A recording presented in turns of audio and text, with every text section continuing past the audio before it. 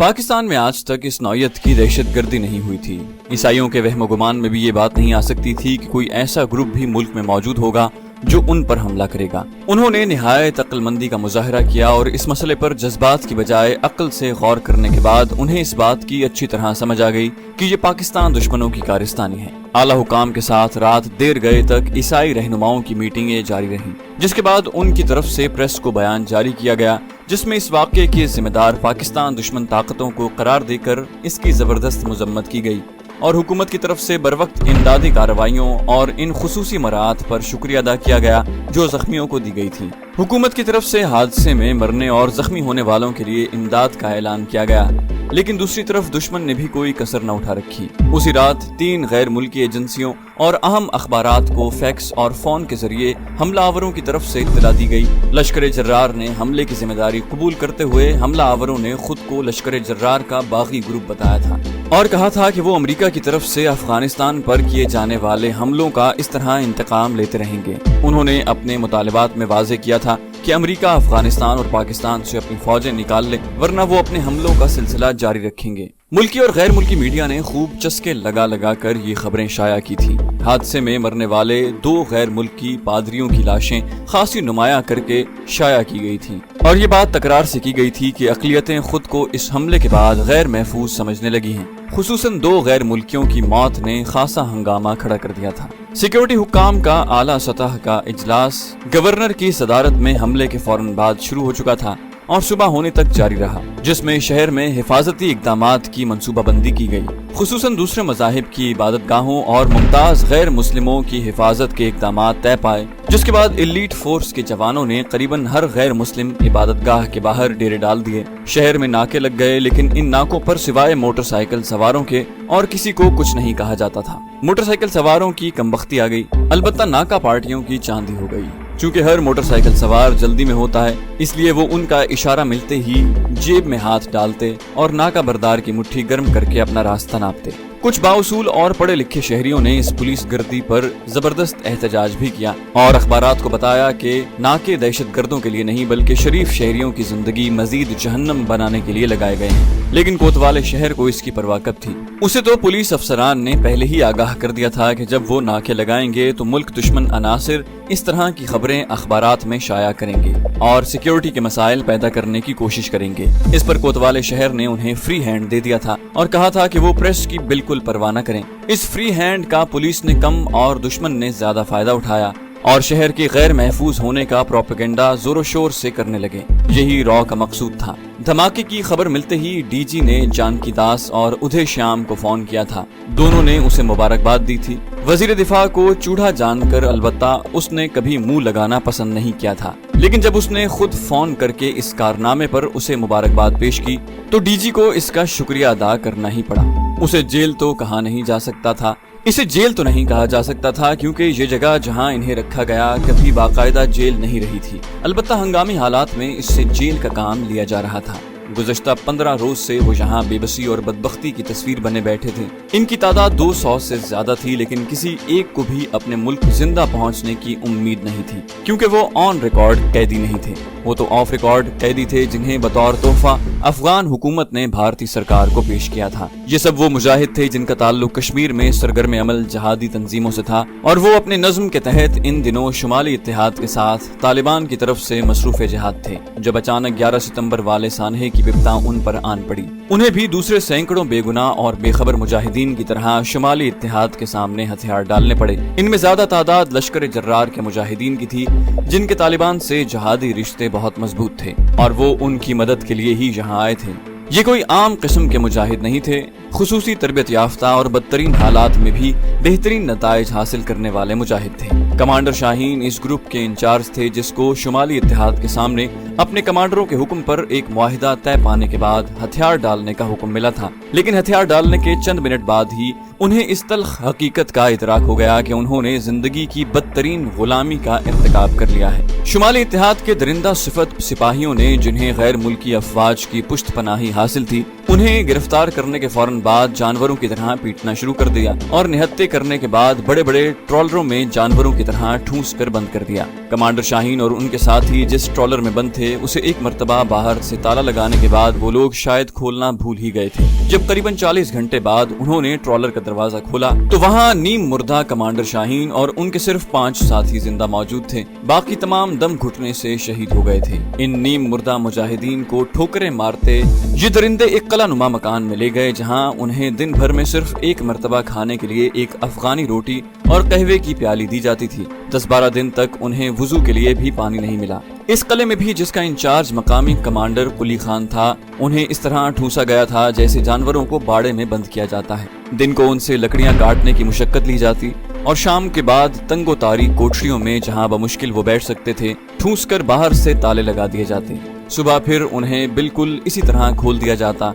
Commander Shaheen ने अपने साथियों के साथ फरार का मंसूबा बनाया था, लेकिन अभी जिस्मानी तौर पर ही इस काबिल नहीं थे कि इस पर अमल कर सकें। बेचारे तनबतकदीर होकर बैठे रहे। एक रोज उबूरी हुकूमत का एक पंचशेरी वजीर, जिसके मुताल्लिक उन्हें अच्छी तरह इस बात का पहले से इल्म था कि इसकी बेटी ने भारतीय हिंदू ताजिर के साथ शादी कर ली है और उस वजीर की एक हिंदू बीवी भारत में रहती थी, इस जेल का दौरा करने आया। उसके साथ भारतीय हुकूमत के 3 अफसरान भी थे।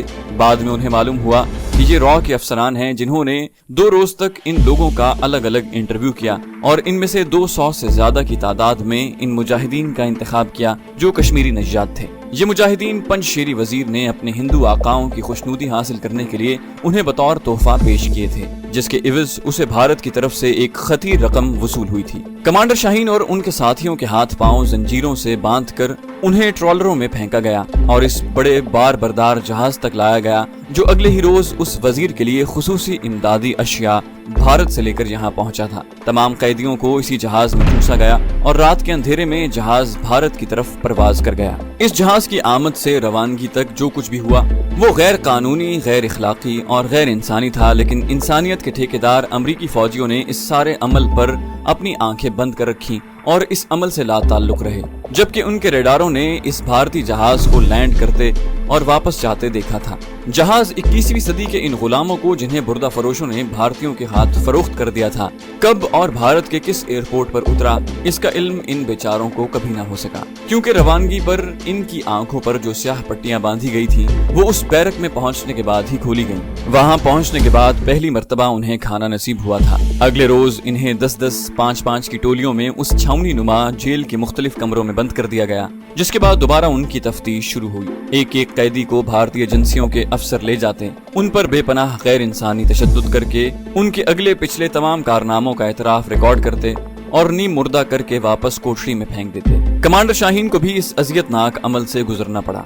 उस पर दूसरों के मुकाबले में ज्यादा तशद्दुद हुआ क्योंकि वो मकबूजा कश्मीर का एरिया कमांडर भी था, जहां अफगानिस्तान के मुकाबले में उन्हें सिर्फ इतनी रियायत हासिल थी कि दिन में 2 मरतबा उन्हें खाना मिल जाता था और हफ्ते में 1 मरतबा नहाने की इजाजत मिल जाती थी। कमांडर शाहीन और उनके चारों साथी बड़ी बेबसी से अपनी तबाही का तमाशा कर रहे थे। उनको जरा सा मौका भी मिलता तो यहाँ से 1 मरतबा निकलने की कोशिश जरूर करते, खा उसके लिए अपनी जान से ही क्यों ना गुजरना पड़ता, क्योंकि यहाँ भी उन्हें एड़ियां रगड़ रगड़ कर बिलाखिर मरना ही था। उन्हें खाना इस छावनी के लंगर से सप्लाई किया जाता था। उस रोज भी मामूल के मुताबिक एक लांगरी पहले दाल का बड़ा सा लोहे का ढोल लेकर आया, जिसके बाद दूसरा रोटियां लेकर आता। उसने कैदियों को फराहम करदा ताम चीनी की प्लेटों में दाल डालनी शुरू की, जिसे लेने के लिए कैदी अपनी कोठरी के दरवाजे पर आ जाते और सलाखों के अंदर से प्लेट बाहर निकाल कर दाल ले लिया करते थे। कमांडर शाहीन की कोठरी के सामने वो रुक गया और दाएं बाएं देखकर उसने अचानक अपने कपड़ों में छुपा एक कागज निकाला और उनकी तरफ बढ़ाकर बगैर कुछ कहे तेजी से आगे निकल गया। कमांडर शाहीन ने इससे ज्यादा तेजी का मुजाहिरा करते हुए कागज संभाल लिया। जब रोटियां तकसीम करने वाला रोटियां बांट कर चला गया तो उसने कोठरी में लगे बल्ब की रोशनी में कागज खोल कर देखा। उसकी आंखों में चमक जाग उठी। ये कमांडर आबिद काश्मीरी की तरफ से उसके नाम लिखा पैगाम था, जिसे उसने मखसूस लिखाई और कागज की मदद से पहचान लिया था। कमांडर साहब ने कहा था कि वो उनकी तरफ से हरगिज बेखबर नहीं, साथ ही नजदीक पहुंच गए हैं और इंशाल्लाह अगले 2-3 रोज में वो उन्हें यहाँ से निकाल ले जाएंगे। उसने अपने साथियों को ये खुशखबरी सुनाई और पांचों ने मिलकर कागज के 5 टुकड़े करके उसे निगल लिया ताकि कोई सबूत बाकी न रहे। कमांडर शाहीन और उनके साथियों के लिए ये पैगाम नवीद हयात था। उन्हें एक तरह से नई जिंदगी मिल गई थी। अब कम से कम वो अपने दिल की भड़ास तो दुश्मन के खिलाफ निकाल ही सकते थे। कमांडर शाहीन इससे पहले जम्मू जेल से भी दलेराना फरार कर चुके थे, लेकिन वहाँ वो किसी और नाम से कैद काट रहे थे, इसलिए दुश्मन को अभी तक इस बात का इल्म नहीं हुआ था। और यूं भी वो समझता था कि जिस नौयत की तबाहकुन जिस्मानी और नफ्सियाती अजियत से ये लोग गुजरे हैं, उसके बाद इनका जिंदा बच जाना ही किसी मौजज़े से कम नहीं। कमांडर शाहीन ने अपने साथियों के सामने अपने फरार का मसला रखा तो उन्होंने फौरन आमीन कह दिया, क्योंकि जहां जिंदा दरगोर रहने से बहरहाल कोई भी और कदम उठाना ज्यादा आसान था। अब उन्हें अगले एक्शन और हुक्म का इंतजार था, जिसके बाद ही उन्हें कोई कदम उठाना था। अगले रोज फिर वही लांगरी ड्यूटी पर आया तो एक नया कागज उनके सामने फेंक गया, जिसमें लिखा था कि कल शाम के बाद उन्हें यहाँ से दूसरे कैंप में मुख्तलिफ टोलियों में मुंतकिल किया जाएगा। उन्हें आर्मी के ट्रक लेकर जाएंगे। मुजाहिदीन रास्ते में हमला करेंगे, जिसके बाद उन्हें फरार होना होगा। ट्रक से निकलने के बाद के तमाम मराहिल की तफसील इस खत में दर्ज थी और सख्ती से हिदायत की गई थी कि तमाम जुजियात हिफ्ज करने के बाद इस खत को भी चबा कर जाया करना है, ताकि कोई नामो निशान बाकी न रहे। कमांडर शाहीन और उनके साथियों के हौसले बुलंद थे और अब उन्हें बेचैनी से इस लम्हे का इंतजार था जब उन्हें यहाँ से मुंतकिल किया जाता। अब रात का पहला पहर ही शुरू हुआ था जब अचानक वहाँ आर्मी के कुछ ट्रक आ गए, जिन्होंने मुजाहिदीन को इसमें सवार करवाना शुरू कर दिया। वो कैंप से मुजाहिदीन की खासी तादाद लेकर नामालूम मंजिल की तरफ चले गए। कमांडर शाहीन और उसके साथियों की बारी अगले रोज आ गई, जब दो मुसल्लह गार्ड उनकी कोठरी के सामने आकर खड़े हो गए। उन्होंने दरवाजे का ताला खोलकर उन्हें बाहर आने का हुक्म दिया और पांचों को निकालकर एक ट्रक की तरफ ले गए, जिसमें पहले से कुछ कैदी मौजूद थे। उनकी हिफाजत के लिए ट्रक के अगले और पिछले हिस्से में 4 मुसल्लह फौजी भी चौकस खड़े थे। खिलाफ तवक्को ना तो उनके हाथ बांधे गए और ना ही आंखों पर पट्टी बांधी गई, और रवानगी से पहले उन्होंने ट्रक के पिछले हिस्से पर तरपाल डाल दी थी। इसके साथ ही उन्हें सख्ती से हिदायत की गई कि आपस में किसी ने एक दूसरे से बात करने की कोशिश नहीं करनी।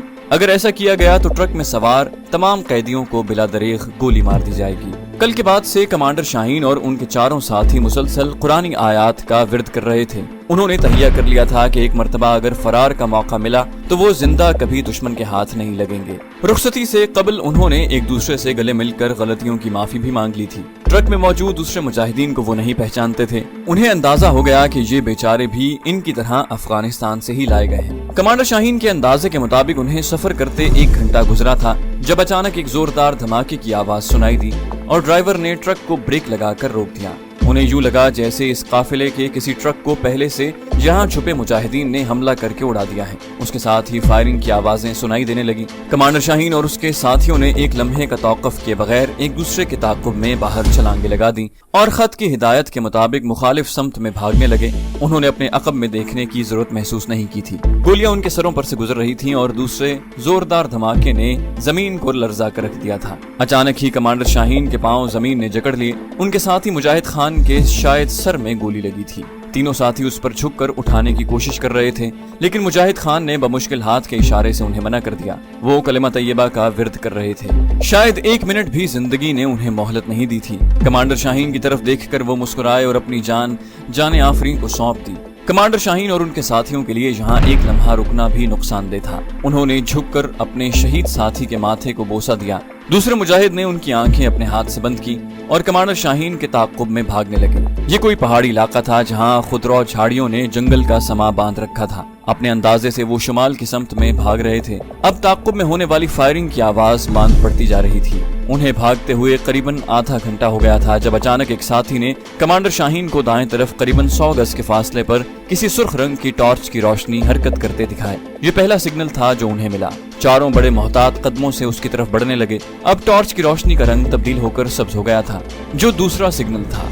चारों के दिल एहसास तशक्कुर से भर गए। अल्लाह ताला ने उनकी मदद की थी और उन्हें साथियों तक पहुंचा दिया था। कमांडर शाहीन साहब, उन्हें अपने अक़ब में आवाज सुनाई दी। कमांडर शाहीन ने पलट कर देखा कि एक मकामी नौजवान उनकी तरफ बाहें फैलाए खड़ा है। चारों ने बारी बारी उससे मुसाफा किया। मेरा नाम इकराम है, उसने अपना तारुफ करवाया और उन्हें अपने पीछे आने का इशारा किया। चारों उसके पीछे पीछे करीबन 1 घंटे तक चलते रहे।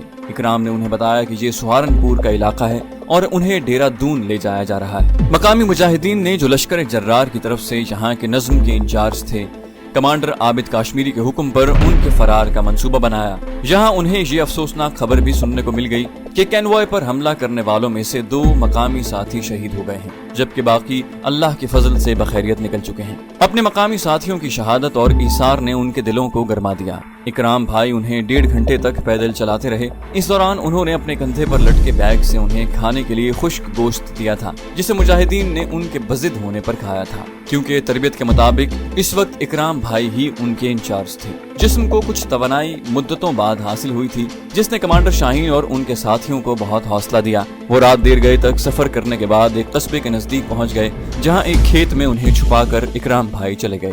اکرام بھائی کی واپسی قریباً 15 منٹ بعد ایک اور ساتھی کے ساتھ ہوئی، جس نے گرم جوشی سے سب سے معانقہ کیا، اور اب وہ سڑک کی طرف جا رہے تھے۔ سڑک کنارے پہلے سے کھڑی ایک پک اپ میں انہیں بٹھا دیا گیا، جس کے اگلے حصے میں کچھ گتے کے ڈبے پڑے تھے، تاکہ کسی کو اس بات کا شک نہ گزرے کہ اس میں مجاہد چھپے ہوئے ہیں۔ کمانڈر شاہین اور ساتھیوں سے انہوں نے پہلے ہی آئندہ سفر میں پیش آنے والی مشکلات کے لیے معافی مانگی، کیونکہ انہیں پھنس کر ڈبوں کے درمیان سفر کرنا تھا۔ ان کے اپنے تئیں جذبات نے مجاہدین کے دلوں میں ان کے لیے بے حد احترام پیدا کر دیا تھا۔ اس سفر کا اختتام الصبح ہوا۔ پک اپ جہاں رکی وہ شاید کوئی گاؤں تھا، جس کے باہر ہی مقامی ساتھیوں نے کھیتوں کے وسیع سلسلے میں اپنا ہائیڈ آؤٹ بنا رکھا تھا۔ چاروں کو یہاں ٹھہرایا گیا۔ سب سے پہلے سب نے نماز اور نوافل شکرانہ ادا کیے، جس کے بعد مقامی ساتھیوں کی طرف سے ان کے لیے پرتکلف ناشتہ پیش کیا گیا اور انہیں سونے کی ہدایت کی گئی۔ چاروں تھوڑی ہی دیر بعد گہری نیند سو گئے۔ کمانڈر شاہین کی آنکھ کھلی تو ظہر کا وقت ہو رہا تھا۔ نماز ادا کرنے کے بعد پھر انہیں پرتکلف کھانا دیا گیا، اور اکرام بھائی نے بتایا کہ رات کو کسی وقت یہاں کے ایریا کمانڈر ابراہیم صاحب ان سے ملنے آئیں گے۔ اب انہیں بے چینی سے حافظ ابراہیم صاحب کا انتظار تھا، کیونکہ کمانڈر شاہین اور ان کے ساتھیوں میں سے کسی نے بھی ابھی تک ان کے ساتھ کام نہیں کیا تھا، اس لیے وہ انہیں نہیں پہچانتے تھے۔ لیکن عشاء کے بعد جب ابراہیم صاحب تشریف لائے تو کمانڈر شاہین نے انہیں پہچان لیا، کیونکہ وہ ان کے ساتھ 3 سال پہلے فیضان بھائی کے نام سے مقبوضہ کشمیر میں جہاد کر چکے تھے۔ دونوں جذباتی انداز میں ان سے بغل گیر ہو گئے۔ کمانڈر ابراہیم نے رات گئے ان سے مشاورت کی اور تازہ ترین حالات سے آگاہ کرنے کے بعد کہا کہ لشکر جرار کے کمانڈر عابد کاشمیری کو حکومت نے گرفتار کر لیا ہے۔ حالات بدترین ہو گئے ہیں اور پاکستان میں تمام ہمارے ساتھی یا تو گرفتار ہو چکے ہیں یا پھر زیر زمین چلے گئے ہیں۔ انہوں نے بتایا کہ کمانڈر صاحب کے ساتھی آخری رابطے میں ایک اہم منصوبہ طے پایا تھا، اور مجلس شورا نے طے کیا تھا کہ مجاہدین کا مورال بلند کرنے کے لیے اور بھارتی حکومت کو اس بات کا احساس دلانے کے لیے کہ مجاہدین امریکہ سے ڈرنے یا دبنے والے نہیں، بھارتی پارلیمنٹ پر حملہ کیا جائے اور وہ اپنے کمانڈر کے اس حکم پر عمل ضرور کریں۔ کمانڈر شاہین اور ان کے ساتھیوں کے پاس انکار کی گنجائش کہاں تھی؟ وہ تو خود زخم خوردہ تھے اور جانے کب سے دشمن کو سبق سکھانے کے لیے تڑپ رہے تھے۔ انہوں نے فوراً کمانڈر ابراہیم کی ہاں میں ہاں ملائی، اور کمانڈر ابراہیم نے انہیں بتایا کہ انہوں نے اس سلسلے میں اب تک کیا تیاریاں کر رکھی ہیں۔ مقامی تنظیم کا ہوم ورک شاندار تھا۔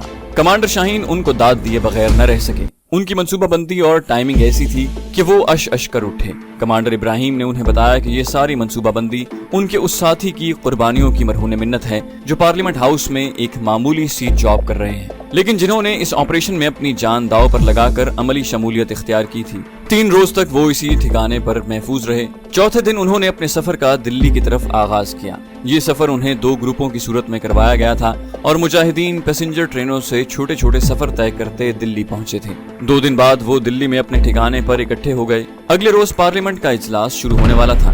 اس محفوظ ٹھکانے پر کمانڈر ابراہیم نے انہیں ہتھیار اور بارود پہنچا دیا تھا اور انہیں بتا دیا تھا کہ کس طرح حملہ کرنا ہے۔ اس روز کمانڈر ابراہیم اور کمانڈر شاہین نے ریکی کر کے صورتحال کا جائزہ لے لیا۔ پارلیمنٹ ہاؤس میں ان کے ساتھی نے انہیں ساری بلڈنگ کا معائنہ کروا دیا اور یہ بھی بتایا کہ اپنا مشن مکمل کرنے کے بعد انہیں کس راستے سے راہ فرار اختیار کرنی ہے، کس راستے پر سیکیورٹی زیادہ ہوتی ہے اور کس پر کم۔ شام کے بعد جب دونوں اپنے ٹھکانوں پر پہنچے تو انہیں یقین تھا کہ یہ حملہ کامیاب رہے گا اور وہ ضرور مطلوبہ نتائج حاصل کر کے رہیں گے۔ اگلے روز دن کے 10 بجے انہوں نے اپنے منصوبے پر عمل کا آغاز کر دیا۔ کمانڈر ابراہیم کی طرف سے مہیا کردہ بھارتی پیرا ملٹری فورس کی وردیاں انہوں نے پہن لی، اپنے ہتھیار سنبھال لیا اور ان کے 2 گروپ بن گئے۔ کمانڈر شاہین اور ان کے 3 ساتھی ایک گروپ میں، جبکہ کمانڈر ابراہیم گاڑی کے ڈرائیور کے روپ میں ان کے ساتھ تھے۔ اس گروپ نے مین گیٹ کی طرف سے حملہ کرنا تھا، جبکہ دوسرے گروپ میں، جس کی کمائی اکرام بھائی کر رہے تھے، مخالف سمت سے حملہ آور ہونا تھا۔ نوافل اور دعا سے فارغ ہو کر اکرام بھائی اور ان کے ساتھی ایک گاڑی میں وہاں سے رخصت ہو گئے۔